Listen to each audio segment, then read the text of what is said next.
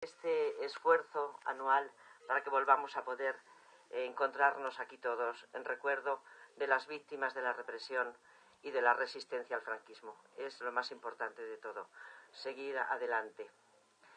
Yo no soy tan optimista, lo siento. Nosotros en nuestra asociación no somos tan optimistas, no vemos llegar la República ni de lejos, y lo lamento. Pero estamos en el día a día de la acción. Lo importante es la acción y, naturalmente, que nosotros luchamos por eso, luchamos por la legalidad que tuvo la Segunda República y desearíamos muchísimo la continuación de la Segunda República acoplada naturalmente a la situación actual. Condenamos absolutamente el golpe de Estado fascista y, por tanto, pues esa república la vemos muy lejos, pero estamos luchando continuamente bajo los valores que nos enseñaron y nos legaron aquellos maravillosos republicanos que, si hubieran tenido la posibilidad de seguir adelante en estos momentos, este país sería para nosotros otra cosa. Yo quiero decirles que tenemos un guerrillero antifranquista, José Murillo, el comandante Ríos, un hombre que es el último guerrillero con vida de la agrupación guerrillera de Córdoba, Andalucía, que ha estado muy enfermo, tan enfermo que ha estado al borde de la muerte. Y ha sido justamente, entró en la UBI el día que estábamos gestionando en el Congreso de los Diputados que hubiera una iniciativa para el reconocimiento jurídico de los guerrilleros. Antes de ir al Congreso a hablar con los diputados, me dirigí al hospital a hablar con él, a ver a José. Y recuerdo que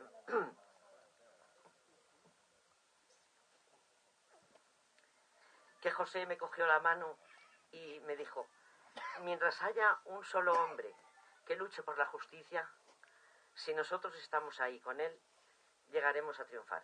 Mientras haya un solo hombre que luche por la justicia, nosotros tenemos que estar a su lado y estar con él. Y a continuación me dijo, cogiéndome la mano: estamos viviendo momentos históricos.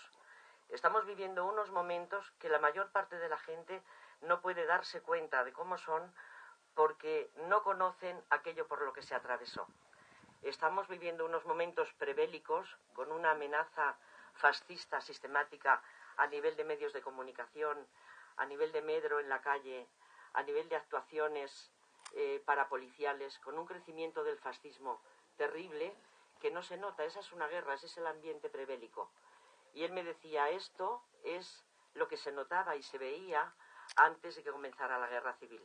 Claro, ahora no es una guerra civil al uso de entonces, no es esa guerra la que les interesa aquí, pero sí esta guerra de sembrar el terror y el miedo con la crisis, con todo lo que les está pasando aquí a ustedes con los mineros, que nos pasa a los demás con los mineros también, y todo lo que significa la negativa absoluta a reconocer jurídicamente a ninguna de aquellas víctimas del franquismo y a ninguno de los miembros de la resistencia antifranquista.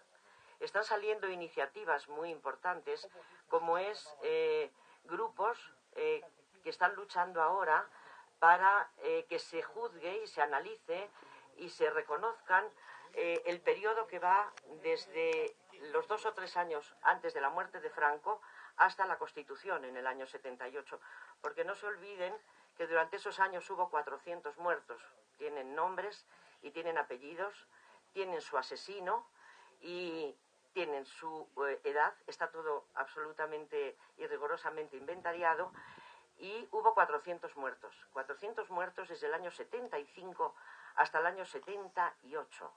Y eso es una cosa terrible. Están surgiendo iniciativas ahora para que se luche por esto.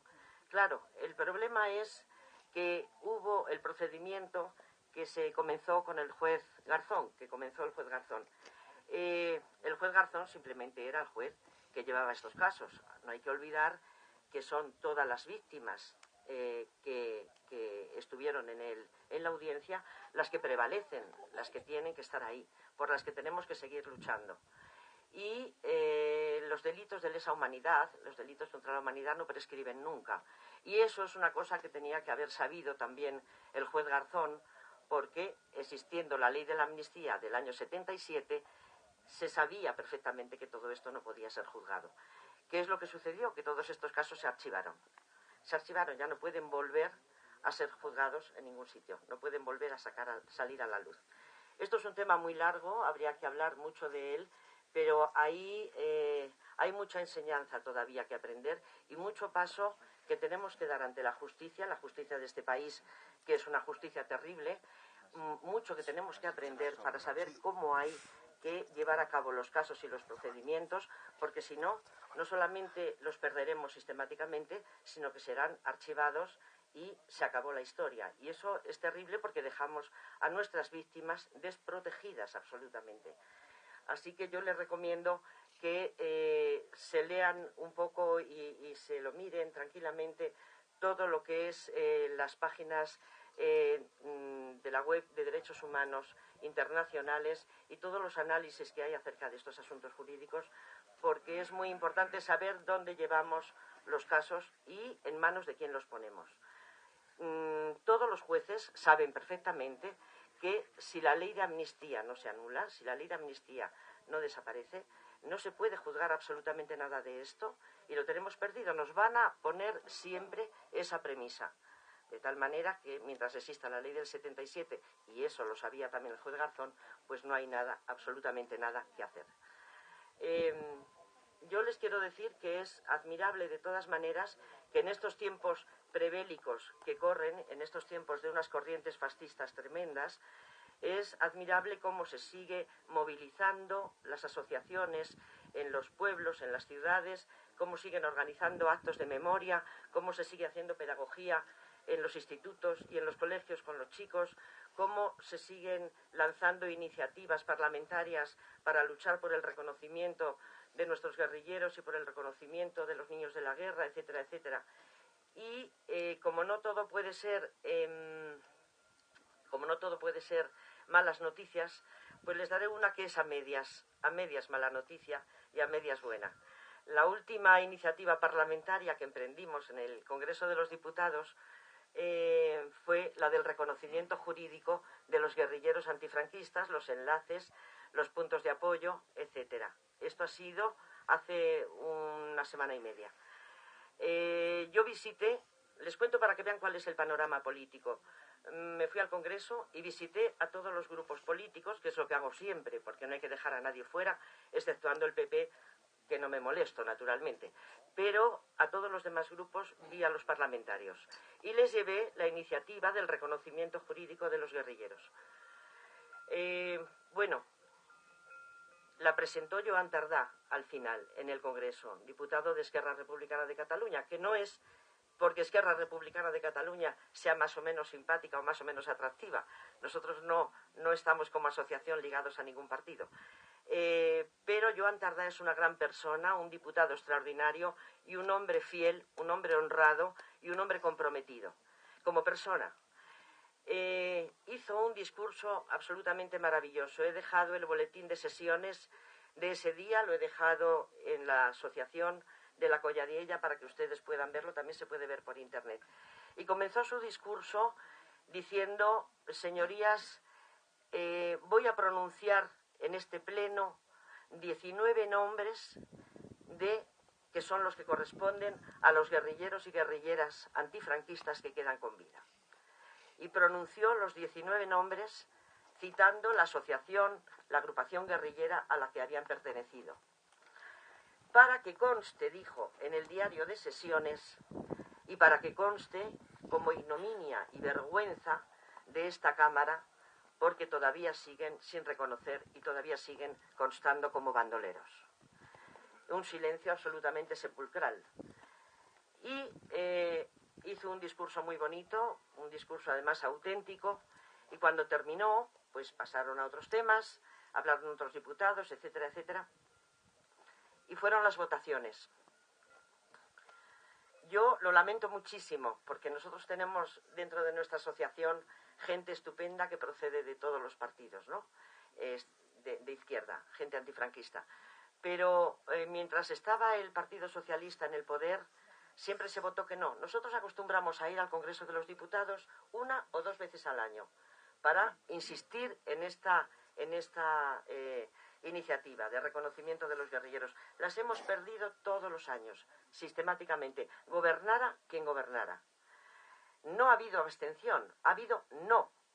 Entonces, en esta ocasión yo dije, bueno, ahora que el Partido Socialista no está gobernando, vamos a ver si es posible que se abstengan y que dejemos al PP solo diciendo no. Sorprendentemente el Partido Socialista dijo no también. Y Convergencia y Unió dijo no. El PNV se abstuvo, los grupos de izquierda votaron todos que sí, y nos quedamos de nuevo solos en aquella Cámara, pero esta vez con los nombres de los guerrilleros en el diario de sesiones. Quiero decir que ese es el panorama en cuanto a reconocimiento, en cuanto al aparato legislativo, en cuanto al aparato judicial y en cuanto al aparato policial. Ya sabemos cómo están actuando. Ese es el panorama en el que nos encontramos ahora. Yo cuando hablo de un clima prebélico, estoy hablando de esto, estoy hablando de la siembra sistemática de una corriente de opinión tan negativa, tan de derechas y tan fascista, que causa el pánico en la población. Y luego estoy hablando de que como en la justicia universal no podemos creer porque no existe, ¿cómo vamos a creer en la justicia de este país? En el aparato judicial eso es imposible, y la prueba la tenemos en que esta historia no la ganamos nunca. Y en el sistema parlamentario es lo mismo. No solamente ha habido los recortes en las subvenciones de cara a las que daba el Ministerio de la Presidencia, sino que además las pocas que van a dar las van a dedicar a exhumaciones. Es decir, les interesa mucho que siga exhumando la población. ¿Por qué les interesa que siga exhumando la población? Porque siguen desapareciendo pruebas. Y aquí no se quiere que exista ninguna prueba. Cuantas más fosas comunes abren los ciudadanos particulares sin la presencia de un juez, yo lo he dicho aquí ya en varias ocasiones y lo vuelvo a repetir, cuanto más fosas comunes se abren sin la presencia de un juez y sin que haya una protección del Estado, más pruebas desaparecen. Tú abres una fosa, estás sacando a los restos que quedan allí y no hay un juez que levante acta de que aquello fue un crimen contra la humanidad. De tal manera que aquella fosa se tapa de nuevo, se sacan los restos, se llevan al ayuntamiento, se depositan en un estante y a la espera de que el Estado o quien corresponda haga la prueba de ADN de tal.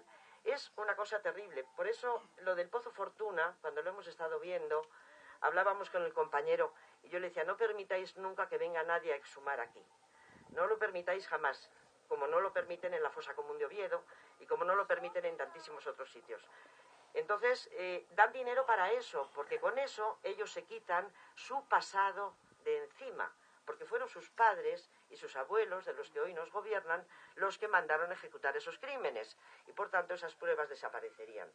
Y con esto termino, quiero decir que sigo preconizando desde esta tribuna cada vez que me he subido, que de aquellas fosas comunes en las que ustedes estén enterados de que existen aquellas personas que se resistieron al régimen franquista y aquellos niños, aquellas mujeres que fueron violadas, los niños torturados, etcétera, etcétera, todas las fosas que ustedes conozcan, hagan lugares de memoria de ellas, pongan una placa, hagan un pequeño monumento, sembremos todo lo que hay de monumentos, pero no abramos ninguna fosa sin que esté la presencia de un juez, porque estaremos destruyendo una prueba y jamás podremos demostrar al mundo que aquí hubo crímenes contra la humanidad que todavía están sin justicia, sin reconocimiento y sin memoria. Muchísimas gracias y adelante siempre.